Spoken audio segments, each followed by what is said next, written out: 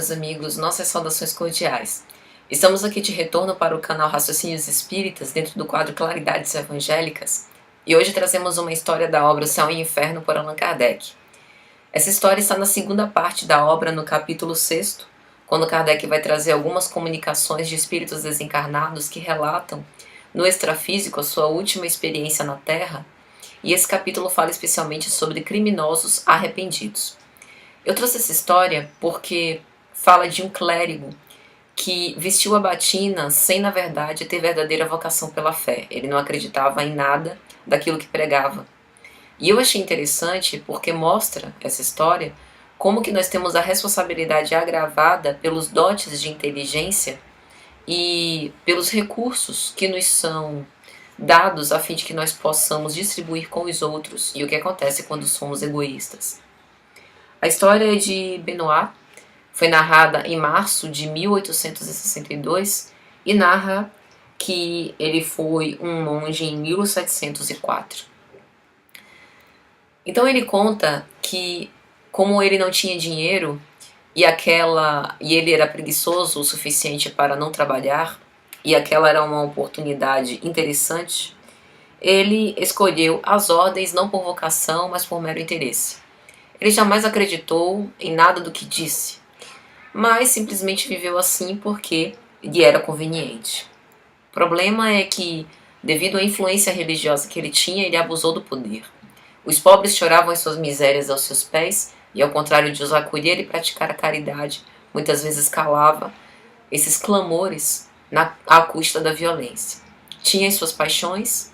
Aqui ele faz referência principalmente à luxúria e as fomes insaciadas, que mesmo depois da sua desencarnação continuam perseguindo, e ele dá a entender que deu aso a esse tipo de paixões enquanto foi monge.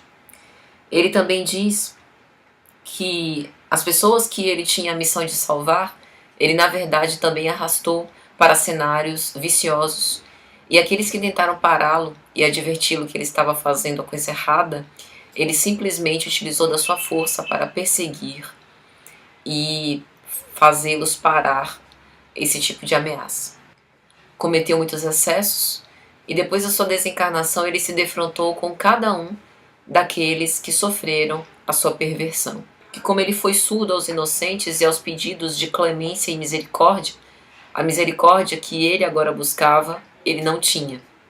Na verdade, ele era um ateu. Ele acreditava no nada, não acreditava na justiça divina, nem na força do amor e da fé. E ao final da mensagem, é relatada uma mensagem do próprio guia do médium. Coragem, meu filho. Ser-te-á concedido o que te pedes. Quem sabe, uma nova existência em breve. Mas a expiação ainda está longe de terminar. As atrocidades que cometeste são sem número e sem nome, e és tanto mais culpado, porque tinhas a inteligência, a instrução e a luz para te guiar. Deixamo-lo contigo para que pudesse se fortificar nas boas resoluções que poderás tomar com a ajuda de teus conselhos. Ao arrependimento, sucederá nele o desejo de reparação.